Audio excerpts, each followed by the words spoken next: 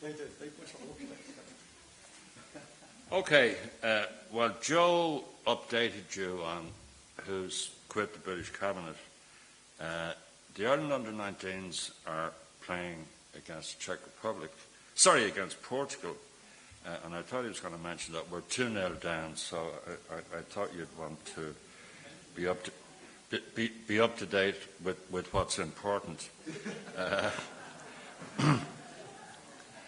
I was reminded of a story about a famous pub in Dublin when Eddie was talking about the border works and this mess about the Museum Plaza. In about 1970, I think it is, the pub that's now called Dohney and Nesbitt's was bought by two fellas who were barmen from Tip, called Dohney and Nesbitt, and it used to be called Connolly's, and they framed and stuck on the wall the advertisement to which they responded, and it was advertised in the paper, and it's not there now, or hasn't been, but it was there for a while, and the ad said, "For sale in Dublin, 7-day license, only 100 yards from the border works." So they bid for it. Okay. Can we push ahead there? Where's Rory? Yeah. Oh, very good. Will you get Caroline to do it for you? No, yeah, there you go. Now, I hope you can see it at the back, but can you see it at the back? No. Yes, no. Yeah, okay.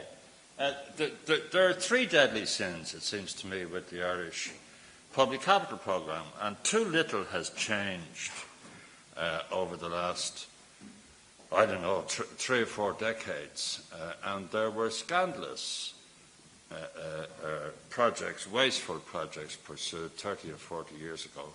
And there were big scandals about cost overruns 30 or 40 years ago. And this relates back to what Eddie was saying about Ben Flivberg and his colleagues. They have studied wasteful public capital spending back to the pyramids. Apparently, whichever pharaoh decided to build a pyramid said that only 50,000 slaves would die. And of course, it turned out to be 150,000. So this business of underestimating the costs is not new. There have been 3 critical errors evident in the Irish Public Capital Programme through all those years. And the first is its instability. Over the next year or two, the government capital spending will be roughly 7 or 8 billion. That's a lot. If you spend that amount of money wisely and carefully, bring in the projects on budget, select the projects well, cumulatively over a long period of years, that really does strengthen the economy. If you pay over the odds, select the projects poorly, build stuff in the minister's constituency, build stuff you don't need, and so on, then cumulatively over a period the costs are very high. The feature that disturbs me most about the Irish Public Capital Programme, and it was recognised at least 30 years ago, is that it really shouldn't jump up and down too much. You should spend so many billion each year steadily over a long period, and it should not be an instrument of fiscal consolidation. So when the politicians screw things up, as they do, they should not regard the capital programme as the way to get the budget back into balance. And they've been doing that for a very long time.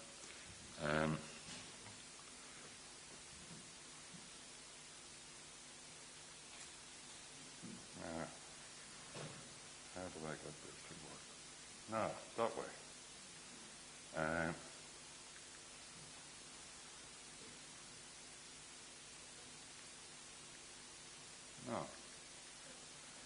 That chart shows government capital formation since the year 2000. And the top is nearly 10 billion, and it's in money terms.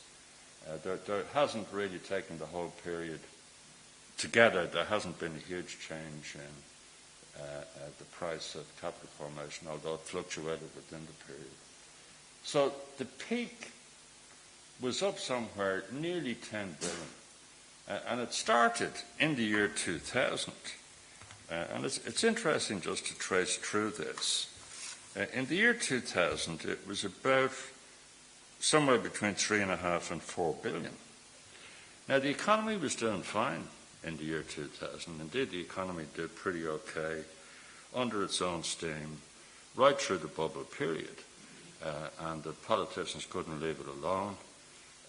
Leaving well enough alone is not a priority. And on top of the extraordinary credit bubble organised by the banks, there was a big expansion in government current spending and a huge increase in the capital programme. And the capital programme went all the way up. I think the 10 billion was for the year 2008, Robert.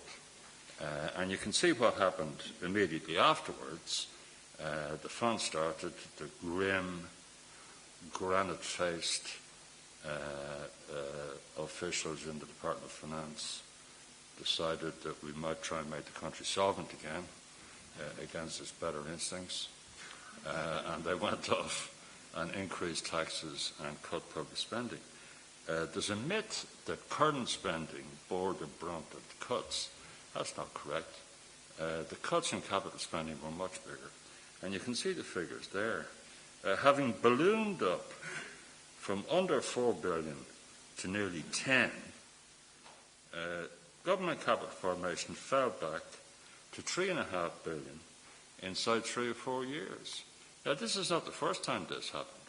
The same thing happened back in the late 80s when, in very different manner, the country got itself into a fiscal mess and there had to be a big, rapid fiscal adjustment. It was a lot easier than the more recent one. But again, an awful lot of the adjustment was in the capital programme. And this is a really devilishly stupid way to do things, because precisely when the economy is in a hole, first of all, the last thing you want to do is to be cutting construction employment. And secondly, construction suddenly gets cheaper. So if you decide we'll give it a lash when the economy is already at or close to full employment, and you decide to try and push it up even further, then you're going to pay top dollar for everything. So you're screwing yourself twice. You're destabilizing the macroeconomy, and you are choosing to spend your money when prices are highest, and you are unable to find any money to spend when things might be a bit of a bargain. And the pattern is really very pronounced. The programme has now got back up to, that must be about 6.5 billion or thereabouts. And I'm sure Robert will say more about this later. The intention is to run a somewhat bigger capital programme in the years ahead, now that labour is tight and prices are rising again, just on cue. I've even heard people say, no names, that if the going gets rough, sure, at least we'll have a decent-sized capital programme to cut, rather as if neither lesson has been learned. And if I can just...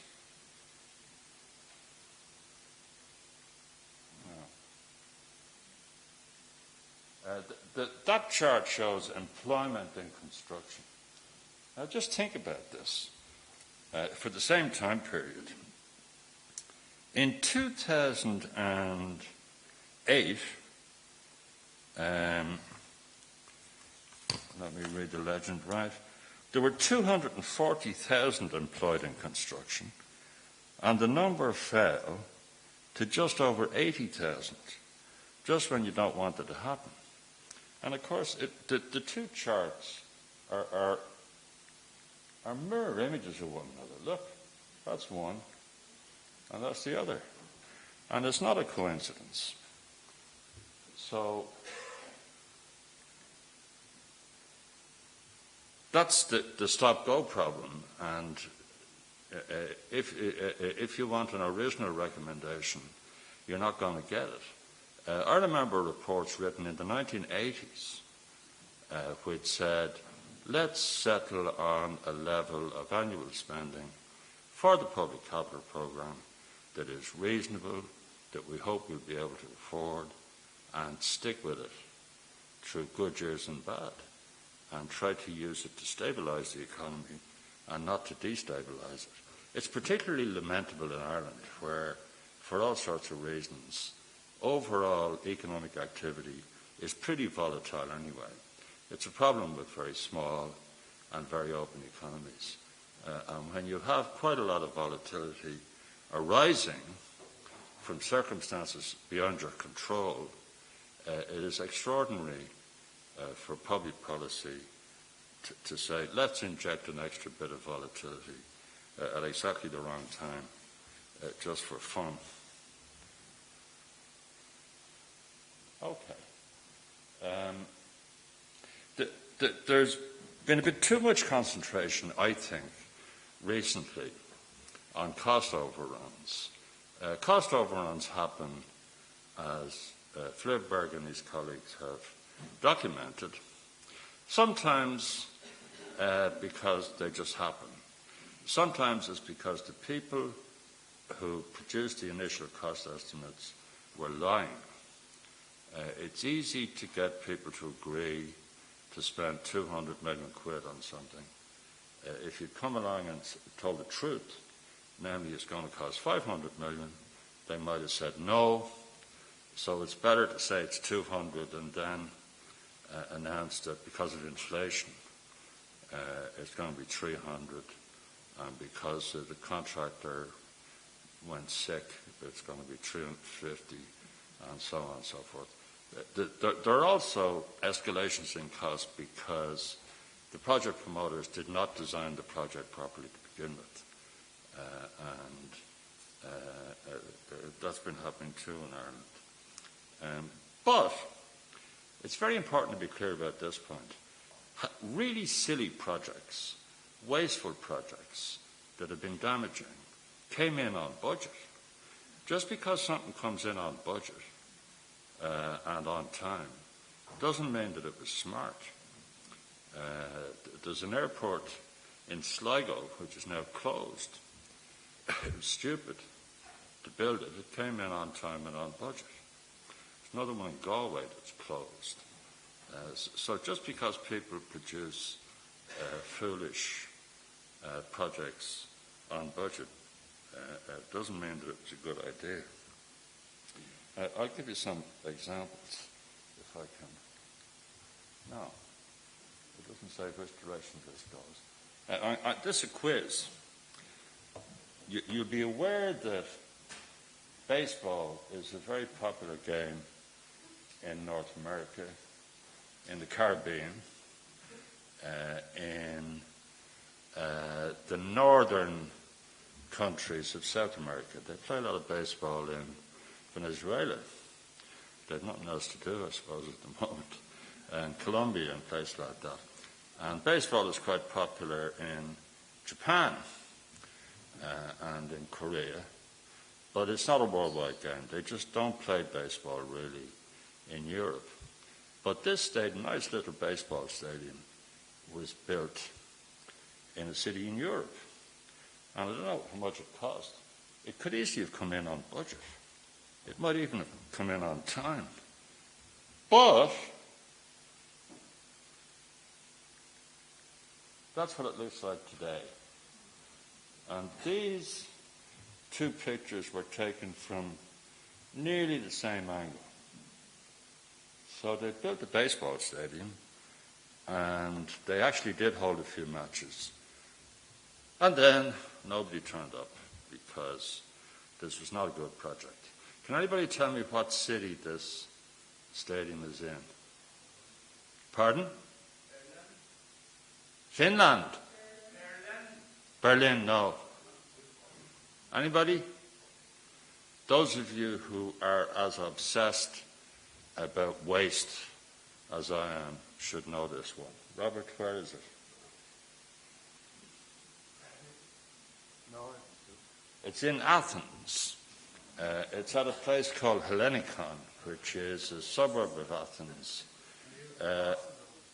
It's not far from the old Athens airport, if you were ever in it. And what happened was this. In 2004, the Greek government was awarded the booby prize of the Olympic Games. And they duly went mad and built stadiums and flipping boxing venues. They built an equestrian course. They built a stadium for kayaking and all this kind of stuff. And softball, which is a version of baseball, for the first and last time was included as an Olympic sport. So they built a baseball stadium. And of course, it's not been used since. And when the Greek economy eventually went bust, they'd falsified the public finance figures and all sorts of things. An ingredient in the public finance disaster in Greece was the Olympic Games. You can waste a lot of money building daft stadiums that I presume even that baseball stadium, you're talking about a few £100 million for these things. That's what it looks now. And that is a volleyball stadium. So volleyball mustn't be too popular in Greece either. And the objection to building a nice baseball stadium in Athens, it's a bit like the objection to building an airport in Sligo.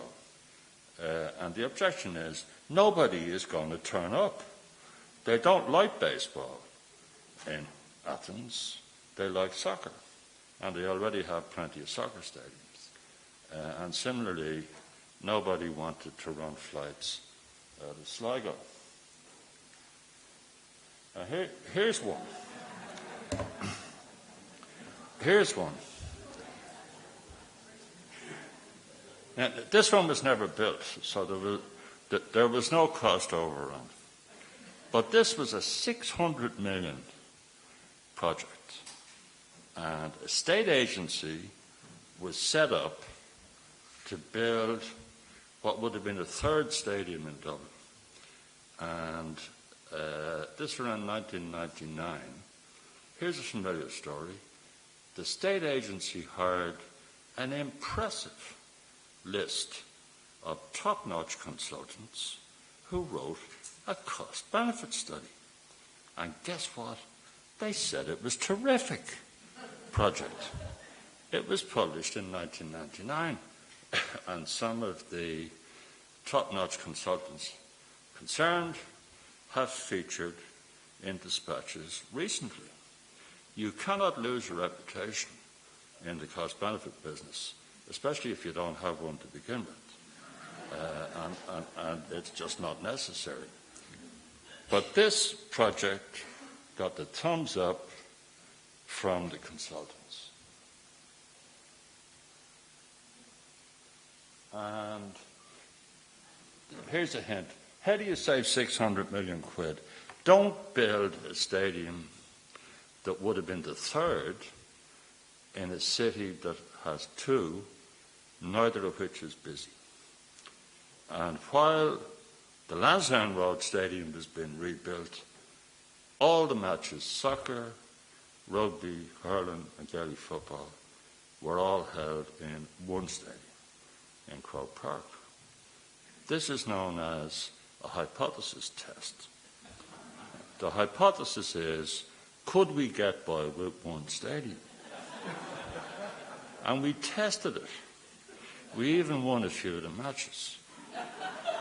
And the second stadium The Aviva Stadium is completed. Neither of these stadiums is busy. People don't understand what busy means. There's about 15 big match days in each of the two stadiums every year. That's about it. And a busy stadium, of the ones I know, quite a few of the stadiums in continental Europe host two teams. The stadium in Milan hosts both AC Milan and Inter, and the stadium in Rome, which is a horrible stadium, hosts Lazio and Roma. The busiest one I know of is the Sky Dome in Toronto, and based the Toronto Blue Jays play there.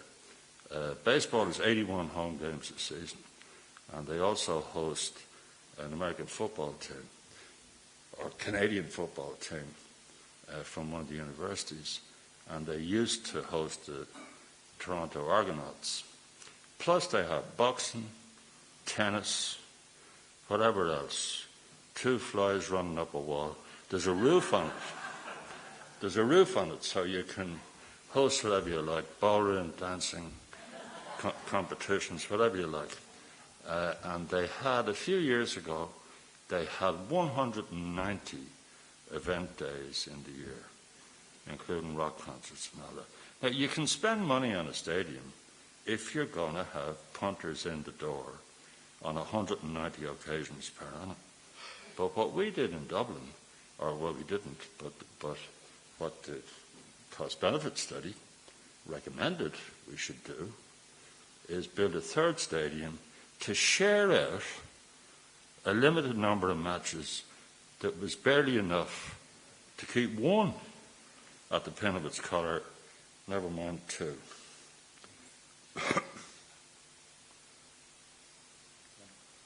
So I want to conclude by making a specific proposal. What's nowadays called the Public Spending Code, and which is being updated again, must be worn out getting updated. The Public Spending Code dates back to 1983. It wasn't called that then, but the Department of Finance released a circular about capital projects. And they released it mainly in response to the astonishing cock-up over the NET fertiliser plant in Cork, which cost a multiple of what it was supposed to cost, and which would have been bad. It was a bad project even if it came in on budget. And Finance released a circular which said you should evaluate capital projects properly. That's more or less what it said. And it's been revised numerous times since and improved, and it's now called the Public Spending Code. But it gets systematically and routinely ignored. And that's a political problem. It seems to me that it is now time to have a statutory basis for the evaluation of public investment. In other words, the Public Spending Code should be put into a Public Investment Act. And the Public Investment Act would need to include a provision which says unless a project above a certain size is certified by the responsible officials as having been evaluated properly, it cannot be considered by the Cabinet. So before it gets on to the Cabinet agenda, we want hundreds of millions to do something. There must be a certificate signed by somebody which says, I am satisfied that this thing has been evaluated properly. That's not currently the case, as everybody now knows. The second change that needs to be made is the following. Projects in Ireland need a champion. If somebody wants to build a better road up, and they should, up from Cavan in this direction, then somebody has to champion the project. Somebody has to say, we're Cavan County Council or the National Roads Authority, it's going to cost hundreds of millions, we want to do this. It has to compete with all the other projects. There's only so many billion a year available. But somebody has to champion the project. In Ireland, the project champion commissions the project evaluation. And the National Broadband Plan, the evaluation was conducted by the Department of Communications. Their job is to root for the project. And if they hire consultants, the consultants, if they hope to be hired again, will say it's a terrific project. And they do. As a matter of fact, I cannot remember a negative cost-benefit evaluation commissioned by the project promoters. So I think that practice should be stopped. I think that the Public Investment Act, when it comes along, should state it is illegal for the project champions, and you need project champions, there's nothing wrong with that, to evaluate their own projects. Okay, thanks very much.